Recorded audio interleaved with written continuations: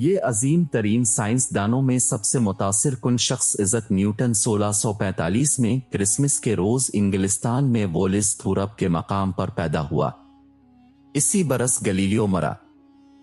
بچپن ہی میں ہونہار بروا کے چکنے چکنے پات کے مترادف اس نے میکانیکی مظاہر کی طرف میلان تب ظاہر کیا۔ یہ دستی کام بڑی عمدگی سے کرتا تھا۔ نیوٹن ایک ذہین بچہ تھا لیکن مدرسہ سے اسے کوئی دلچسپی نہیں تھی۔ جب وہ نوجوان تھا اس کی ماں نے اسے مدرسہ سے اٹھوا لیا اس امید پر کہ شاید یہ ایک کامیاب کسان بن جائے۔ خوش قسمتی سے وہ مانتی تھیں کہ اس کی دلچسپی کے سامان کچھ دوسرے ہیں۔ 18 برس کی عمر میں وہ کیمبرج یونیورسٹی میں داخل ہوا۔ وہاں اس نے سائنس اور ریاضیات کے لیے خود کو وقف کر دیا۔ جلد ہی اپنے طور پر اچھی بھلی تحقیق کرنے لگا۔ 25 سے 27 برس کی عمر تک اس نے ان سائنسی نظریات کی بنیادیں ہلا کر رکھ دی تھی جنہوں نے دنیا میں انقلاب برپا کرنا تھا۔ 17ویں صدی کے وسط میں سائنس کے میدان میں بڑی شدومت سے کام ہو رہا تھا۔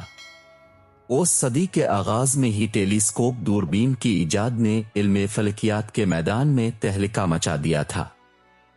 انگریز فلسفی فرانسیسی بیکن اور فرانسیسی فلسفی رینے ڈیکرت دونوں نے یورپ کے سائنسدانوں کو اس طرف مائل کیا کہ وہ ارسطو کی حاکمیت کا اعتراف کیے بغیر اپنے طور پر مشاہدہ اور تجربہ کرے۔ جو کچھ بیکن اور ڈیکرت نے کہا عظیم گلیلیو نے وہ کر دکھایا۔ اس کے فلکیاتی مشاہدہ نے جو نو ایجاد دوربین کی مدد سے ممکن ہوئے تھے علم فلکیات کو ایک نیا رخ دیا۔ اسی کے میکانیکی تجربات پر اس اصول کی بنیاد قائم ہے جسے ہم حرکت کا قانون کہتے ہیں۔ دیگر عظیم سائنسدان جیسے ولیم ہارویجس نے گردشی خون کا اصول دریافت کیا۔ جوہنس کپلر جس نے سورج کے گرد سیاروں کی حرکت کے قوانین دریافت کیے۔ سائنسدانوں کے طبقہ کو نئی بنیادی معلومات فراہم کر رہے تھے، لیکن ہنوز خالص سائنس دانش وروہے کے لیے فقط ایک شغلِ فرصت تھی۔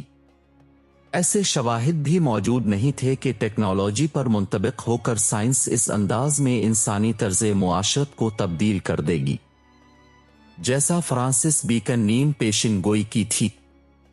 ہر چند کے کوپرنیکسن اور گلیلیو نے قدیم علوم کی کئی ایک غلط فہمی دور کر دی تھی اور کائنات کے فہم میں گراں قدر اضافے کیے تھے، لیکن تاحال قوانین کا کوئی مجموعہ وضع نہیں کیا جا سکا تھا۔ جوان بظاہر غیر متعلقہ دکھائی دینے والے حقائق کو ایک مربوط نظریے میں ڈالے جس سے پھر سائنسی پیشن گوئی ممکن ہو سکے۔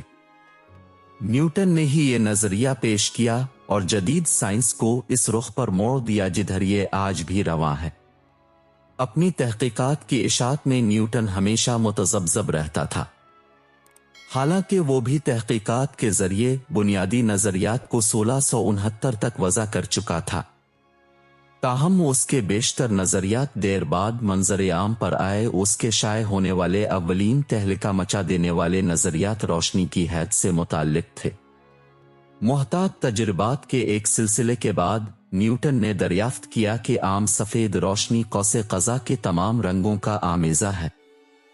اس نے روشنی کے انعکاس اور انعطاف کے قوانین کے نتائج کا بھی محتاط تجربہ کیا۔ ان قوانین کو بروئے کار لا کر اس نے 1668 میں روشنی منعکس کرنے والی دوربین کا نقشہ اور ڈھانچہ تیار کیا۔ یہ خاص وضع کی دوربین ہے جو آج بھی بڑی فلکیاتی مشاہدہ گاہوں میں استعمال ہوتی ہے۔ دیگر متعدد بصری تجربات کے ساتھ جو وہ کر چکا تھا، اس نے اپنی دریافتوں کو برٹش رائل سوسائٹی کے سامنے پیش کیا جب اس کی عمر فقط 29 برس تھی۔ یہ خالص ریاضیات اور مشین دانی میں اس کی کامیابیوں کے مقابلے میں ہیچ ہے۔ ریاضیات میں اس کی بڑی کامیابی مکمل علم الاحصاء کی ایجاد ہے، جو اس نے 23-25 برس کی عمر میں ممکن بنا لی تھی۔ یہ جدید ریاضیات کی انتہائی اہم ایجاد ہے جس میں سے جو یہ ریاضیاتی نظریے کے دائرے کا بیشتر حصہ ہوتا ہے، بلکہ ایسا ناگزیر اوزار بھی ہے جس کے بغیر جدید سائنس کی بیشتر کامیابی ممکن ہی نہیں تھی۔ نیوٹن کی انتہائی اہم ایجاد مشین دانی کے شعبے میں ہے۔ یہ علم مادی اشیاء کی حرکت سے تعلق رکھتا ہے۔ गैलीलियो ने हरकत का पहला कानून दरियाफ्त किया जो अजसाम की हरकत की तौज़ी करता है, यानी जब वो किसी बैरूनी कुव्वत से आज़ाद हो।